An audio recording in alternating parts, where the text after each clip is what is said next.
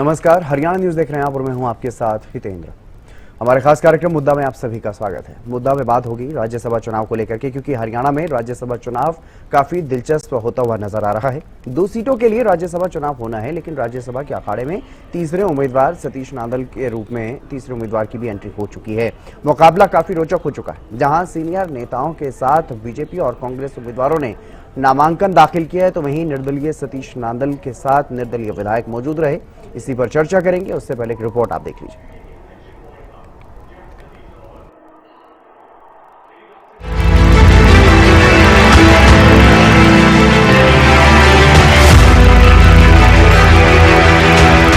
हरियाणा में राज्यसभा के लिए 2 सीटों पर चुनाव होना है। ऐसी उम्मीद की जा रही थी कि बीजेपी और कांग्रेस दोनों दलों के हिस्से एक-एक सीट आ जाएगी, लेकिन नहीं, ये राजनीति है और राज्यसभा के इस रण में तीसरे उम्मीदवार की एंट्री हो चुकी है।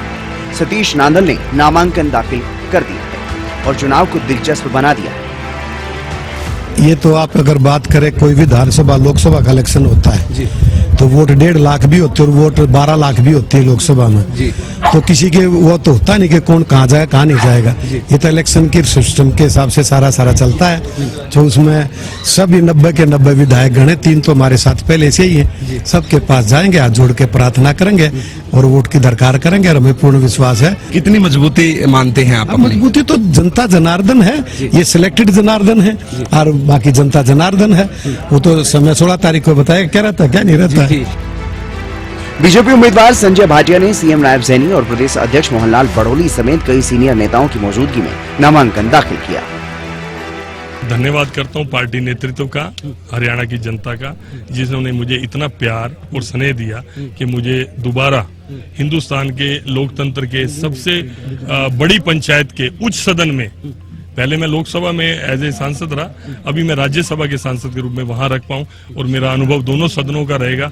मुझे सीखने का मौका भी मिलेगा और मैं उस सदन में बात भी रखूंगा। वो तो तैयारी करेंगे, क्यों नहीं तैयारी करेंगे, भेजेंगे। तो दोनों सीटें आ जाएंगी बीजेपी के पास? बिल्कुल आएंगे, क्यों नहीं आएंगे। तो बिल्कुल ये प्रत्याशी जो हमारे निर्दलीय विधायक हैं, उन्होंने अपना निर्दलीय प्रत्याशी खड़ा किया है। वो उनके ऊपर सोच के ऊपर खड़ा किया होगा। हमारा काम है जिसको मदद करना उसको करेंगे। तो खुले तौर पे मदद करेंगे सर। देखो, अब देखते रहो क्या होगा। तो वहीं कांग्रेस उम्मीदवार करमवीर रब्बोद ने भी नेता विपक्ष भूपेंद्र हुड्डा समेत 34 कांग्रेस विधायकों की मौजूदगी में अपना नामांकन दाखिल किया। राष्ट्रीय कांग्रेस आदरणीय राहुल गांधी जी के नेतृत्व में बिल्कुल एकजुट है। हमारे एमएलए, हमारे नेता सब सजग है और हमें कहीं शक नहीं लगता कोई एमएलए में हमारे में जो है किसी प्रकार की कमी हो या किसी मन में कोई शंका हो। तो इसलिए 31 आदमियों की जो है वो चाहिए, हमारे पास 37 है। हम बिल्कुल आसानी से जो है जीत की तरफ जा रहे हैं और जीतेंगे। तो उनका काम है, अब वो निर्दलीय जीतेगा या बीजेपी का जीतेगा, वो तो उनमें से एक जीतेगा, हम जीत जाएंगे। नामांकन दाखिल करने के आखिरी दिन उम्मीदवारों ने नामांकन किया, लेकिन जहां 2 ही नेताओं के नामांकन की उम्मीद थी, वहां तीसरे उम्मीदवार ने नामांकन दाखिल कर सियासी पारा हाई कर दिया है। अब कांग्रेस के सामने कई चुनौतियां, सभी विधायकों को एकजुट रखना और स्याही कांड जैसी घटना दोबारा ना हो, इसके लिए भी अलर्ट रहना होगा। ऐसे में राज्यसभा चुनाव इस बार नेता विपक्ष भूपेंद्र हुड्डा के लिए साख का सवाल बनता नजर आ रहा है। लेकिन सतीश नांदल के लिए भी चुनाव में जीत हासिल करना आसान नहीं है। Bureau report, Haryana news.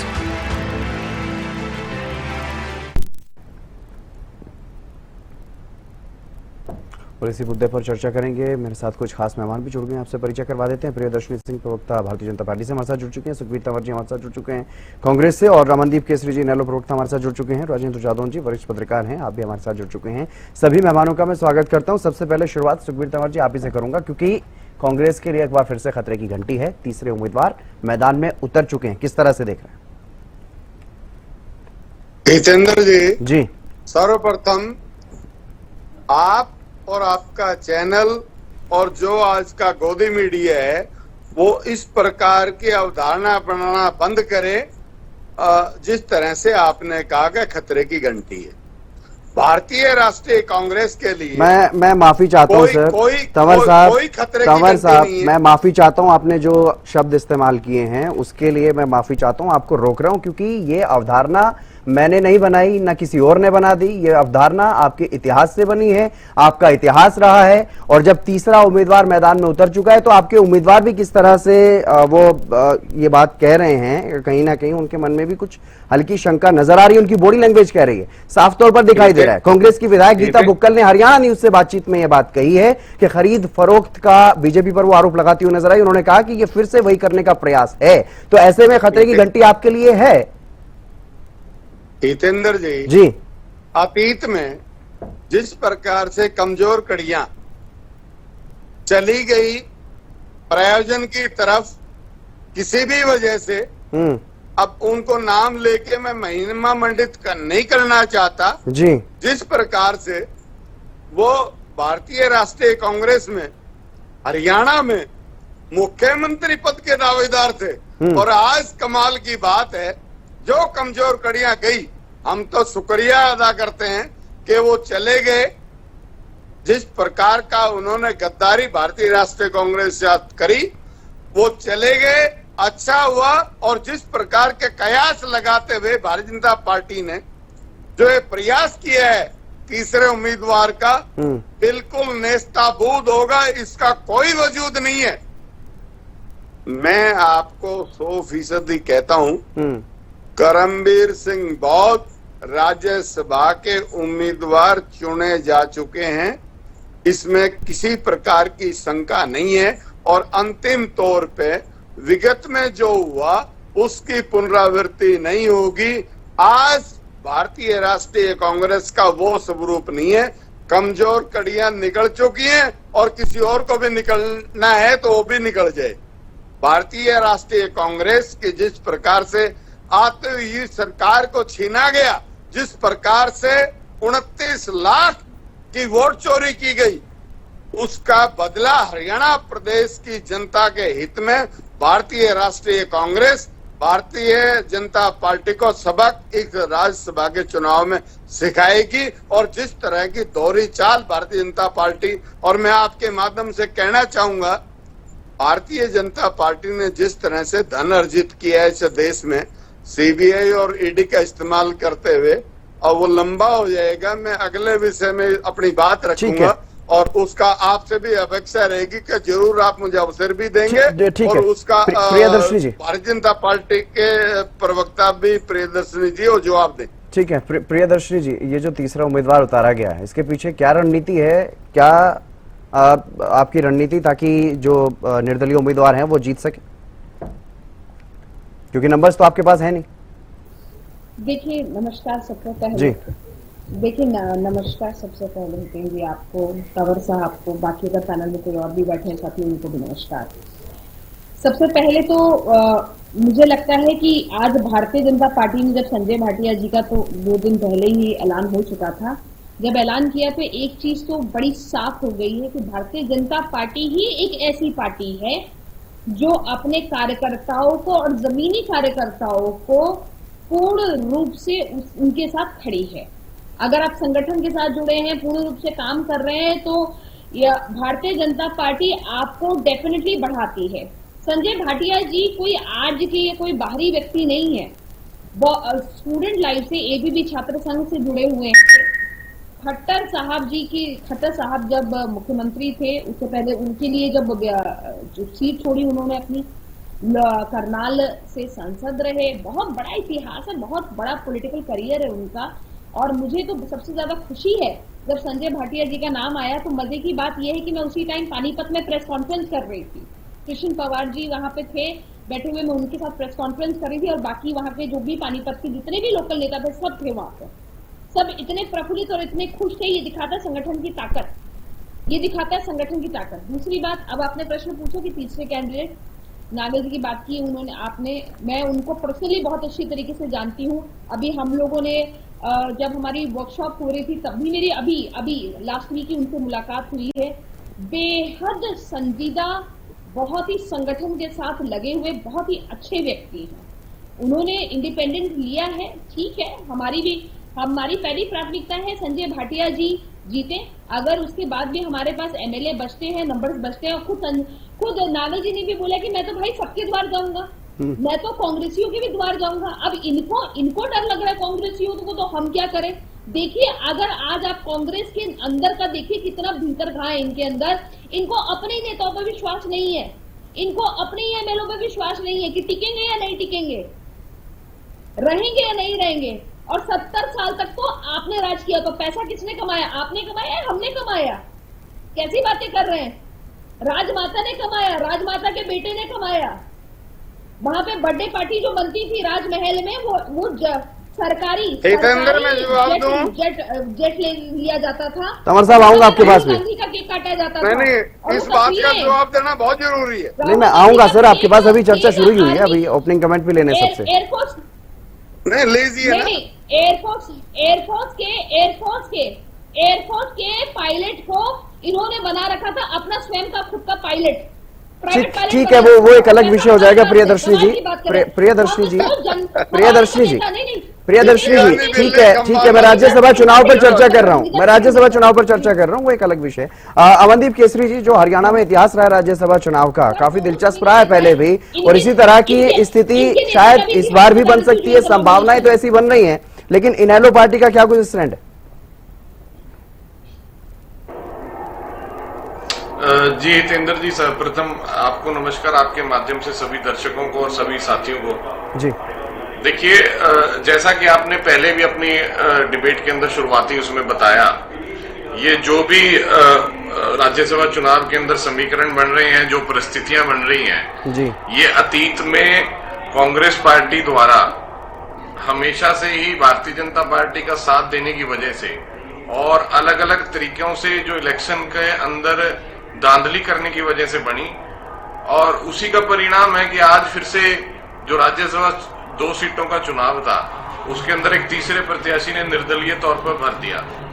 और यहाँ पर बड़ा स्पष्ट है, ये सारा दारोमदार, ये सारा का सारा जो चुनाव का समीकरण है, उसके अंदर जो केंद्रीय बिंदु है वो केवल यही है कि कांग्रेस के जो विधायक हैं वो किस तरफ से वोटिंग करेंगे। क्या वो अपनी पार्टी के उम्मीदवार को वोट करेंगे, या फिर हमने जैसे अतीत में 2-3 चुनावों में देखा कि कांग्रेस का एक धड़ा, एक नेता के जो नेतृत्व में एक धड़ा है, वो हमेशा से भारतीय जनता पार्टी के समर्थन में रहा है। चाहे एडवोकेट आनंद का चुनाव हो, चाहे अजय माकन का चुनाव हो, वो कोई न कोई खेल करके अपने जो पार्टी हाईकमान के आदेश को दत्ता बता देता है और भारतीय जनता पार्टी के पक्ष में चुनाव में वोटिंग करता है।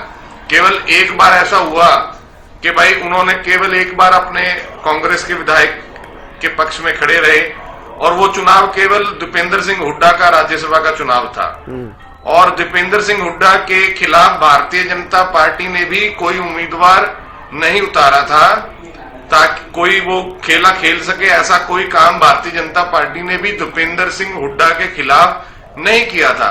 उसके अलावा जब भी एक नेता विशेष के खिलाफ से कांग्रेस हाईकमान कोई कैंडिडेट उतारती है, और वो नेता विशेष जिसका भारतीय जनता पार्टी के साथ अंदरूनी खाते से गठबंधन हुआ है, वो हमेशा से हरियाणा प्रदेश की जनता के उम्मीदों के खिलाफ जाकर के, हरियाणा प्रदेश की जनता के जो अपेक्षाएं उनके खिलाफ जाकर के भारतीय जनता पार्टी की मदद करते आए हैं। और इस बार भी यही देखने को शायद हमें मिल सकता है। ये नेता विशेष जो शब्द आप इस्तेमाल कर रहे हैं, आपके नेता खुलकर के नाम लेते हैं, आप भी खुलकर के नाम लीजिए। किसकी बात कर रहे हैं? नहीं, मैं भी कई बार खुलकर के नाम लिया, और वो सबको पता, हरियाणा प्रदेश की जनता को पता है जी। और उन्होंने स्पष्ट रूप से पहले भी कहा, आर.के. आनंद के चुनाव में आर.के. आनंद के खिलाफ उन्होंने जिस व्यक्ति को जितवाया था, सुभाष चंद्रा जी को, सुभाष चंद्रा जी बकायदा टीवी चैनल एक चलाते हैं, और उस टीवी चैनल पे उन्होंने एक प्रोग्राम रखा हुआ था, वो बकायदा कांग्रेस को पानी पी पी करके कोसते हैं, और वो नेता आपके सामने खुले मंचों पे ये कहता है कि मैंने आर.के. आनंद को हरवाया, सुभाष चंद्रा को जितवाया। और उसके बाद से मैंने बताया ना कि दीपेंद्र हुड्डा की जब बारी आई तो भारतीय जनता पार्टी ने कोई विरोध भी नहीं किया उनके चुनाव का, उनको फ्री हैंड जाने दिया, बिना वोटिंग करवाए दीपेंद्र हुड्डा को राज्यसभा की सीट दे दी गई। फिर तीसरी बार बात आती है कार्तिकेय शर्मा जी की, और कार्तिकेय शर्मा जी के जो संबंध भूपेंद्र सिंह हुड्डा जी से रहे, उनके परिवार के रहे, वो सबको मालूम है। भूपेंद्र सिंह हुड्डा, मैं आपको याद दिलवाना चाहता हूं कि जब इंडियन नेशनल लोकदल की सरकार में नेता प्रतिपक्ष थे, वो अपने सरकारी आवास की बजाय शर्मा जी के होटल में ही रहा करते थे। लोगों को आधिकारिक रूप में, सरकारी रूप से पता है, और किस तरह से वो जो कार्तिकेय शर्मा के परिवार की नजदीकियां भूपेंद्र सिंह हुड्डा के साथ हैं, वो सबको पता है। और इस बार भी जो ये बात कर रहे हैं कि कांग्रेस हाईकमान ने बिना हुड्डा को पूछे और एक प्रत्याशी उतार दिया गया है जो गरीब परिवार से है, जो वंचित वर्ग से आता है, तो हुड्डा साहब ने जब भी ऐसा हुड्डा साहब के अगेंस्ट कोई प्रत्याशी आता है, जादव इतिहास भी गवाह है, वर्तमान भी गवाह है। ठीक है जादव क्या साहब, हशर करते हैं। जादव साहब, क्या लग रहा है जो तीसरे उम्मीदवार की एंट्री हुई है, सतीश नादल निर्दलीय उम्मीदवार के रूप में अब एंट्री मार चुके हैं इस राजनीतिक अखाड़े में, इस राज्यसभा के अखाड़े में, क्या लग रहा है, क्या कांग्रेस में वो जो इतिहास रहा है, चाहे सियाई-खान की बात करें, क्रॉस वोटिंग की बात करें, क्या वो अभी भी पॉसिबल लग रही है, अभी भी पॉसिबल दिखाई दे रही है? क्योंकि तंवर साहब तो ये दावा कर रहे हैं कि वो जो कमजोर कड़ियां थी वो जा चुकी है कांग्रेस। अगर कमजोर कड़ियां चली हैं तो वो अच्छी बात है। हम तो किसी दंगल विशेष के साथ नहीं खड़े हुए हैं जी। हम तो एक विश्लेषण करेंगे जी। और हमारा तो ये प्रयास रहेगा कि लोकतंत्र मजबूत रहे, और लोकतंत्र मजबूत तभी रहता है जब सत्ता पक्ष और विपक्ष भी मजबूत होता है जी। तो कांग्रेस की अगर कमजोर कड़ियां चली गई तो बहुत अच्छी बात है, लेकिन भारतीय जनता पार्टी तो संभावनाएं देख रही है ना, हम नहीं देख रहे, भारतीय जनता पार्टी देख रही है। बिल्कुल। तीसरे प्रत्याशी को निर्दलीय खड़ा किया है, वो निर्दलीय खड़े हुए हैं तकनीकी रूप से, वो भारतीय जनता पार्टी में है, वो इनेलो छोड़ के भारतीय जनता पार्टी में आए थे। इनेलो वालों के तो वो रोहतक के जिलाध्यक्ष थे, तो उन्होंने चुनाव भी लड़ा हुड्डा के खिलाफ, तो वो क्या उनकी अपनी राजनीतिक पृष्ठभूमि है, तो भारतीय जनता पार्टी तो संभावनाएं देख रही है ना। हम भले ही नहीं कहें कि वही संभावनाएं हैं, उनको लग रहा है कि हम कुछ तोड़ फोड़ करके अपना ये जो है कांग्रेस के कैंडिडेट को हरा सकते हैं। और कहीं ना कहीं कुछ तो संभावनाएं दिखी होंगी, कुछ तो हिंट मिला होगा, किसी न किसी विधायकों से कोई तो संपर्क हुआ होगा, तभी तो ये निर्दलीय उम्मीदवार को अचानक से चंडीगढ़ बुलाया जाता है और वहां पर फॉर्म भरवा दिया जाता है। और वो जो है पहले भी इन्होंने इस तरह से कैंडिडेट खड़े किए और जिताए, कार्तिकेय शर्मा को पहुंचाया, और उससे पहले जो है उनको सुभाष चंद्रा को जिता दिया था जी। तो ये देखना कि संभावनाएं तो भारतीय जनता पार्टी देखती है, आपका प्रतिद्वंदी दल देख रहा है, हम भी देख रहे हैं। हम तो एक विश्लेषक है कि हम ये देख रहे हैं कि दोनों दल किस तरह से अपनी तैयारी करते हैं। कांग्रेस जो है एक अच्छा कैंडिडेट ढूंढ के लाई है, तो ठीक है कि उन्होंने खड़ा कर दिया, नामांकन फाइल करवा दिया, भारतीय जनता पार्टी की तरफ से भी होगा नामांकन फाइल, और वो जो है जो संख्या बल है विधानसभा का वो तो फिक्स है, उसमें तो कोई फर्क है ही नहीं। लेकिन अगर वो क्रॉस वोटिंग होती है और भारतीय जनता पार्टी देख रही है, और वो मुझे लगता है कि वो अपने प्रयासों में अपनी सफलता देख रही है, मुझे ऐसा लगता है। तो वो तीसरे कैंडिडेट पर दाव क्यों लगा? कोई भी दाव लगाता है तो हमेशा जीतने के लिए लगाता है। ये तो दुनिया का एक सिद्धांत है, चाहे वो कोई सा भी मैदान हो, चुनाव का मैदान हो, चाहे कोई और मैदान हो, चाहे व्यापार हो, व्यापार में भी लोग प्रॉफिट कमाने के लिए जगह पे निवेश करते हैं, और राजनीति में भी एक तरह का निवेश है, तो निवेश उन्होंने किया है। लेकिन जादव साहब, यहाँ पर इंटरेस्टिंग बात ये है, भूपेंद्र हुड्डा ये कह रहे थे कि बीजेपी में और निर्दलीय में मुकाबला हो सकता है, वो जाने, ये भी तो संभावना है। बीजेपी और निर्दलीय में मुकाबला जी हाँ, तो वो इसका मतलब यही है कि उन्होंने देखा तो भाई ये है कि वो कैंडिडेट पीछे रह जाएगा। या तो ये है कि कांग्रेस का ऑफिशियल कैंडिडेट है वो नहीं जीत पाएगा। दूसरा एक और भी कारण है कि कांग्रेस में असंतोष भी है इस बात को लेकर कि उन्होंने जो टिकट आवंटित किया है, जैसे ओबीसी मोर्चा नाराज है, तेलुगुराम जागड़ा ने जो पता नहीं पार्टी छोड़ने की बात की है, कुछ इस तरह के संकेत दिए, वो नाराज हो गया, संतोष जाहिर कर दिया, उन्होंने कहा तो ओबीसी मोर्चा के और नेता भी पार्टी छोड़ेंगे। तो ये हो सकता है कि ये इस तरह से ट्रांसलेट हो जाए कि ये असंतोष जो है कहीं क्रॉस वोटिंग में ट्रांसलेट हो जाए, क्या पता। ठीक है, ये तो भारतीय जनता पार्टी ने कुछ आकलन किया है, तभी इसका कैंडिडेट खड़ा किया है, और वो भारतीय जनता पार्टी से ही है खास तौर पर। जी ठीक है तंवर साहब, कई तरह की संभावनाएं हैं और जब भी इस तरह की बातें सामने आती हैं, इस तरह की स्थितियां बनती हैं तो सियासी गलियारों में भी चर्चाएं होती हैं और हम भी चर्चा ही कर रहे हैं। लेकिन चर्चाओं में जो बातें निकल करके सामने आती हैं वो कहीं ना कहीं कांग्रेस का जो खेमा है वही इस मामले में गिरता हुआ नजर आता है, क्योंकि आप भी कोई उम्मीदवार लेकर के आ सकते थे, आप चौथा उम्मीदवार भी लेकर के आ सकते थे। अगर इस तरह की संभावनाएं आपको दिखती भारतीय जनता पार्टी में कि वहां भी टूट हो सकती है तो आप भी अपना इस तरह से कोई उम्मीदवार लेकर के आ सकते थे। लेकिन भारतीय जनता पार्टी की तरफ से तीसरा उम्मीदवार एक तरह से आया है बीजेपी के, वो क्योंकि प्रदेश में बड़े पदाधिकारी हैं, वो आए हैं निर्दलीय के रूप में, कहीं ना कहीं कुछ तो संभावनाएं रही होंगी। आपको भी तलाशनी चाहिए पार्टी में कहीं कोई अभी भी ऐसी कोई कमजोर कड़ी तो नहीं है जो ये संभावना दिख रही है भारतीय जनता पार्टी को। हितेंद्र जी, भारतीय जनता पार्टी राष्ट्र और प्रदेश में जनकारी सोच का पर्याय है और उसी सोच के अंतर्गत उन्होंने सतीश नांदल जी को इस चुनाव में बलि का बकरा बनाया है। मैं व्यक्तिगत तौर पे सतीश नांदल जी को जानता हूं जी, और कहीं दूर से दूर किसी प्रकार की कोई सफलता के आसार नहीं। मुझे तो हंसी आ रही है कि भाई सतीश नांदल जी को क्यों बलि का बकरा बनाया गया।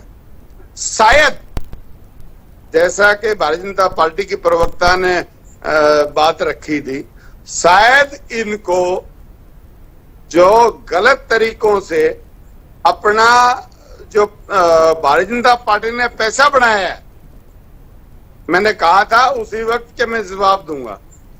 2004 में मैं जो राष्ट्रीय स्तर पे जो डेटा है उसकी बात करूंगा। कांग्रेस के पास 38 करोड़ रुपया था और भारतीय जनता पार्टी के पास 88 करोड़।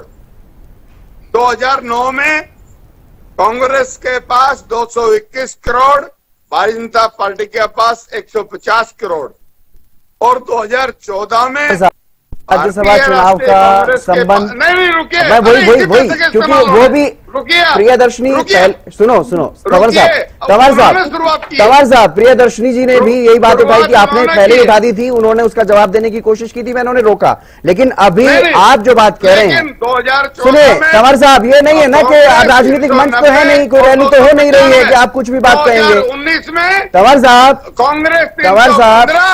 साहब जब बात होती है, जब बात किसी मुद्दे पर होती है तो मुद्दे पर ही होती है। अगर आपके पास कोई लिंक है इस बात का राज्यसभा चुनाव से तो आप ये बात कहिए, अदरवाइज नहीं।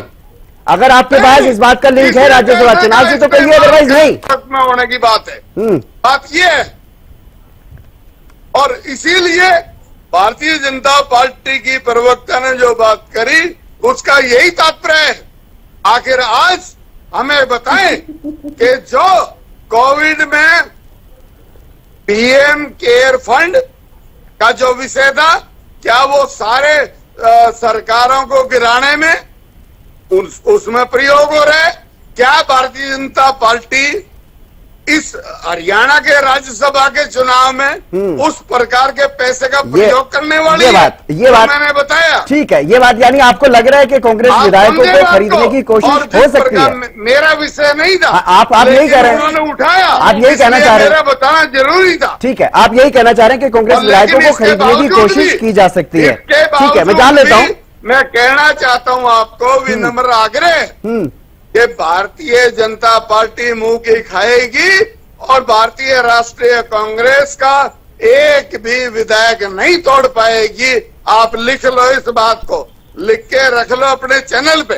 ठीक है, यानी आप ये मान रहे हैं कि कांग्रेस के विधायकों को खरीदने की कोशिश की जाएगी। मैं नहीं कह रहा हूँ कि खरीदेंगे, मैं नहीं कह रहा हूँ कि खरीदेंगे, लेकिन खरीदने की कोशिश की जाएगी, तो आप ही कह रहे हैं ना प्रियदर्शनी जी। ये सवाल है, बड़ा सवाल है कि खरीद फरोख्त की कोशिश आपकी तरफ से की जाएगी, लेकिन आप सफल नहीं होंगे, ये दावा तंवर साहब कर रहे हैं। कानूनी तरीके से बढ़ाने वाली पार्टी को ये देश प्रियदर्शनी जी नकार चुका है। आज चुनाव करा रहे लोकसभा का, पता लग जाएगा। ठीक है तंवर साहब।